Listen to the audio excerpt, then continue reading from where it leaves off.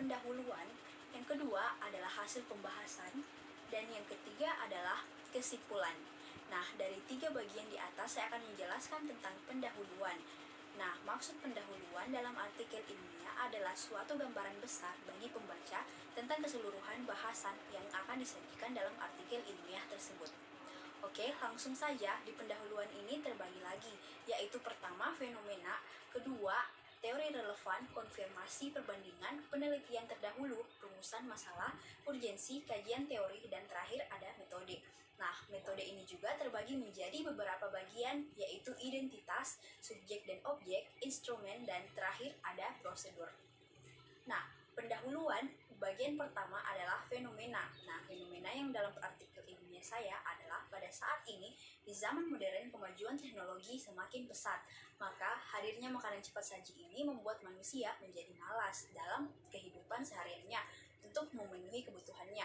Rasa yang lezat dan dari makanan cepat saji ini dengan penyajiannya sangat cepat membuat para pekerja lebih merasa makanan praktis untuk menu yang disajikan dalam restoran. Dan karena hal tersebut, salah satu negara yakni Amerika Serikat berkembang dan semakin banyak yang membuat makanan cepat saji, menurut Rizky Amalia Nurhilal pada tahun 2014. Kedua, yaitu teori relevan, yakni masalah yang timbul saat sekarang adalah masalah kesehatan, yang dimana saat sekarang itu adalah masa yang maju dan berkembang, apalagi mengenai tentang hal kecepatan cepat saji yang semua orang pasti kenal dan mengkonsumsinya. Tetapi berdasarkan penduduk pada tahun 2000, dapat diperkirakan 210 juta jiwa penduduk Indonesia yang mengalami overweight atau obesitas sekitaran 17,5% dan yang terdapat persennya terhadap overweight itu diperkirakan sebanyak 4,7%. Dapat menunjukkan bahwa obesitas atau overweight itu kerap sudah terjadi di Indonesia. Hal tersebut kesimpulan dari data di atas menurut Amonius pada tahun 2009. Ketiga, yaitu konfirmasi perbandingan. Dengan fenomena dan teori relevan di atas itu sejalan, dikarenakan peneliti berpendapat bahwa dengan mengkonsumsi makanan cepat saji itu akan membuat seseorang akan mengalami obesitas. Nah, dengan pemikiran yang dipikir bahwa makanan cepat saji memang sangat membantu para konsumen, apalagi para pekerja yang merasa tidak ingin direpotkan diri dan langsung menginginkan yang instan. Setelah cepat saji itulah menjadi salah satu alasan masyarakat lebih memilih makanan cepat saji karena mudah dijangkau, lebih lagi karena cepat. Keempat, yaitu penelitian terdahulu. Jika makanan cepat saji ini dijadikan sebagai makanan yang pokok, bahkan dikonsumsi setiap hari, maka percayalah akan lebih rentan mengalami penyakit.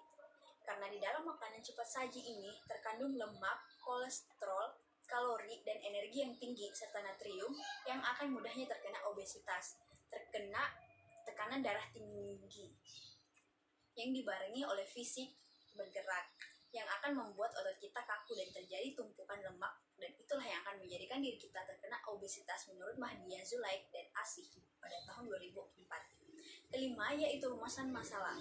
Nah, pada rumusan masalah ini, tujuan penelitian ini adalah agar kita mengetahui apa dampak makanan cepat saji bagi kesehatan, sesuai latar belakang, apakah lebih berdampak terkena obesitas atau tidak, dan berpengaruhkah kepada pola pikir seseorang dengan sering mengkonsumsi makanan cepat saji.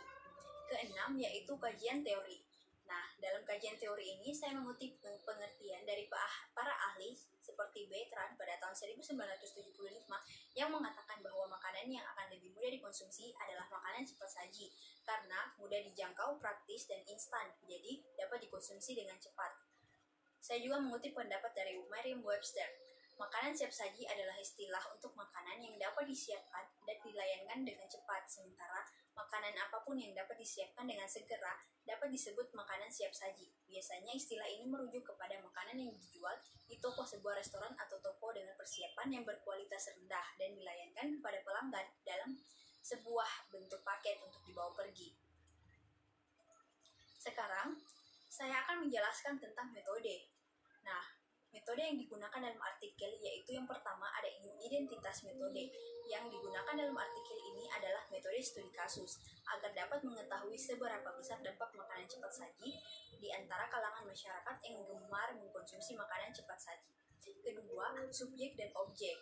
Dalam penelitian ini menggunakan data hasil wawancara terhadap subjeknya. Adapun populasi dalam penelitian ini adalah seorang pekerja di kantor dengan usia 27 tahun yang berinisial N, seorang mahasiswa yang sering mengkonsumsi makanan siap saji inisial DN, dan terakhir yaitu seorang pelajar yang berinisial S. Ketiga, ada instrumen. Nah, dalam artikel ini, saya menggunakan instrumen dengan melakukan wawancara terhadap objek dengan menyiapkan beberapa pertanyaan yang mengenai dampak dari makanan cepat saji. Dan terakhir, ada prosedur, yang dimana langkah pertama dengan mencari 3 objek untuk melakukan wawancara. Kedua, dengan menyusun beberapa pertanyaan. Ketiga, mendatangi objek yang ingin diwawancarai. Keempat, melakukan wawancara. Kelima, mengamati keadaan objek yang gemar mengkonsumsi makanan cepat saji. Dan langkah terakhir yaitu menyimpulkan data dari hasil wawancara. Sekarang kita masuk pada bagian kedua, yaitu hasil dan pembahasan. Kita akan membahas dari rumusan masalah. Yang pertama yaitu dampak makanan cepat saji bagi kesehatan. Dari data hasil wawancara dengan atas nama inisial DN, dia mengatakan bahwa makanan cepat saji sangat memiliki dampak bagi kesehatan karena di dalam makanan cepat saji itu mengandung penyedap rasa yang berlebihan, contoh seperti natrium yang akan berdampak terkena hipertensi, dan DN juga menjelaskan bahwa dampak terhadap dirinya sendiri yang ia rasakan adalah perut kembung dan hanya mengenyangkan tapi tidak berisi. Dan dari pembahasan yang dibahas membuktikan bahwa memang makanan cepat saji menjadi faktor penyebab terjadinya hipertensi. Natrium diketahui memengaruhi sistem renin-rangiostensis pada ginjal yang nanti akan menyebabkan tekanan darah tinggi. Seseorang yang mengkonsumsi makanan secara berlebihan seperti frekuensi 2-3 bahkan lebih dalam per minggu akan lebih mudah terpicu dan mengakibatkan terkena hipertensi menurut penelitian di Amerika. Nah, dari teori yang menyangkut dari pembahasan di atas, hasil wawancara itu peneliti Winisari 2016 dalam Sunarto 2019 mengatakan bahwa tubuh memang memerlukan lemak dan itu terkandung dalam makanan cepat saji, tetapi jika dikonsumsinya secara berlebihan akan menimbulkan tekanan darah tinggi yang disebabkan meningkatnya penumpukan lemak atau plak dalam tubuh, terutama di bagian pembuluh darah, yang apalagi dikonsumsinya itu dengan kebiasaan yang buruk, seperti memakan makanan cepat saji setiap hari yang di dalamnya terkandung kolesterol dan lemak jenuh. Menurut peneliti lainnya oleh Siti pada tahun 2012, juga mengatakan bahwa adanya keterkaitan antara kejadian hipertensi pada lansia dengan tingkat konsumsi lemak.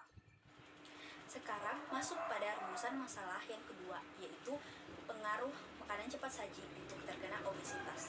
Dari data wawancara yang dilakukan dengan mewawancarai ibu atas nama inisial N yang mengatakan bahwa makanan cepat saji adalah makanan yang sangat disukai di kalangan masyarakat seperti remaja, terutama para pekerja seperti saya sendiri, yang akan tetapi lebih berpengaruh juga jika makanan cepat saji akan dikonsumsi secara terus-menerus dan berlebihan. Seperti kita memakan setiap harinya dan tidak diimbangi dengan makanan yang bergizi akan tidak baik bagi kesehatan utamanya. Ibu N juga menjelaskan bahwa dia pernah mendengar berita mengenai makanan cepat saji itu sangat berdampak untuk terkena obesitas. Nah, dari hasil wawancara tadi dibahas bahwa memang benar kegemukan atau obesitas disebabkan oleh kurangnya gizi dalam tubuh. Dengan menyantap makanan cepat saji, lemak akan berbentuk jika kita mengkonsumsinya dengan secara yang berlebihan. Karenanya penyakit dari kegemukan itu generatif seperti misalnya terkena darah tinggi, jantung koroner, liver, dan kantung empedu. Hal tersebut adalah salah satu faktor terjadinya kegemukan. Saya juga mengutip pendapat dari beberapa para ahli bahwa asupan makanan yang tinggi energi kalori dan dikonsumsi secara berlebihan akan lebih cepat berisiko obesitas, kecuali jumlah kalori yang berlebihan tersebut langsung melalui tahap pembakaran atau sistem metabolisme dalam tubuh. Ini rentan terjadi pada anak, menurut Wahyu 2009 dalam Yusinta pada tahun 2019. Dan terakhir, ada rumusan masalah yang akan dibahas mengenai pengaruh makanan cepat saji terhadap pola pikir seseorang.